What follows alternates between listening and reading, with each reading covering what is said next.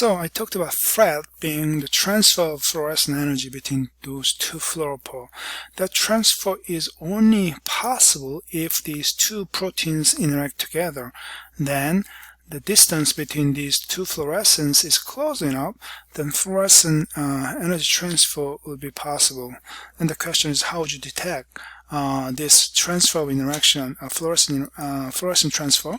So this is how you can detect it. So if these two fluoropoles are separated apart, farther away, then when you shine the energy, fluorescent energy, then this will give you that blue fluorescence, right?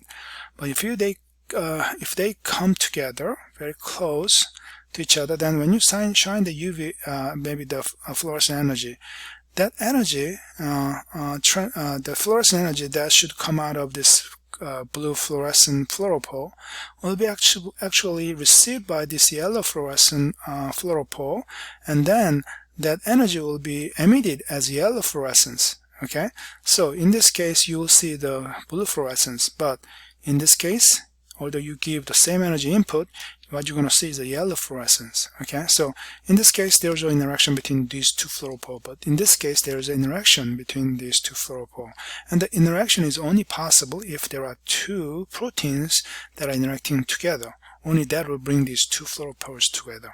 Does that make sense? That's how the FRET works. Okay, so yeah, there you go. That two fluoropoles come together if these two fusion proteins interact. That's a FRET, transfer of fluorescent energy. Okay, same way in this case, maybe the ligand is binding, and then those two fluoropoles will transfer the energy. FRET will take place. Okay, again, through these binding, the FRET will take place.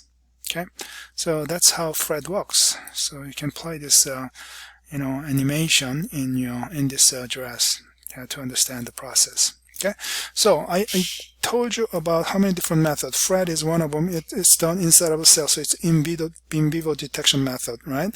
And then I talked about so the co-immunoprecipitation, that's in vitro outside of a cell. You can detect the protein-protein interaction. And then glutathione pull down, it's again outside of a cell, so in vitro method. And the first one we talked about was is2 hybrid screening method. This is in vivo. So actually I told you 2 in vivo detection method and 2 in vitro detection method. So on total 4 methods I talked about to detect protein-to-protein interaction either inside or outside a cell. Okay, and finally, there are a couple of methods that will allow you to detect DNA and protein binding assay.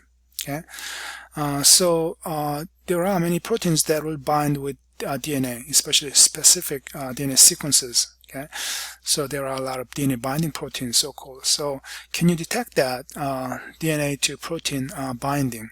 Okay, is there any way to do that? Yes, there are ways of doing that.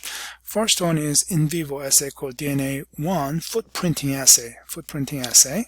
So how does that work? Let's take a look at the diagram, then it'll be easier to understand. So you're going to have a DNA sequence. Okay, that's going to be a probe DNA. DNA with specific sequence, which may host the binding of a DNA binding protein.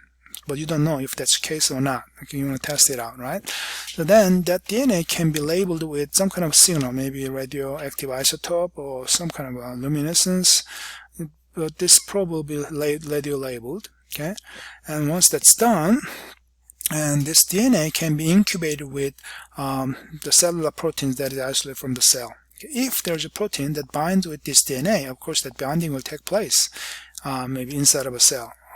Okay, or it could be done in vitro as well. You can just add the DNA and add the cell lysate inside of a test tube and see if protein binds. Okay, and once that's done, okay, you can add enzyme called DNase-1. DNase-1 will cut up the enzyme randomly.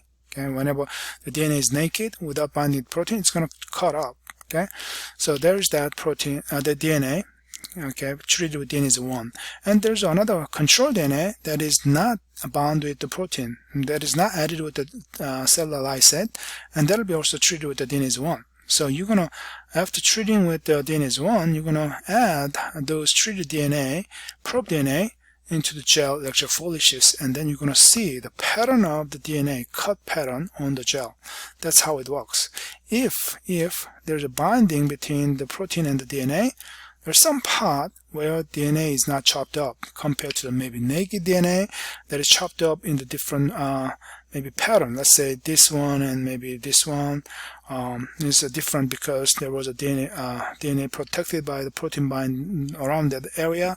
This is not protected because there is no protein added there. Okay, so difference in the pattern of the DNA cut pattern by DNase 1 is different if there's a protein binding. So that's why it's called the DNase 1 footprinting. Foot means protein is binding there. Okay, so the footprinting can be detected using this method. Okay, and the second method is called gel retardation assay or gel band shift assay. Okay, so again, it's similar. If you have a specific DNA sequence which may bind with the protein, you label that DNA. Okay, and then after labeling it, what's going to do is add the cellular proteins with the DNA. Okay, and then another DNA is not added with the cellular DNA, so just the DNA only and DNA plus protein isolated from the cell.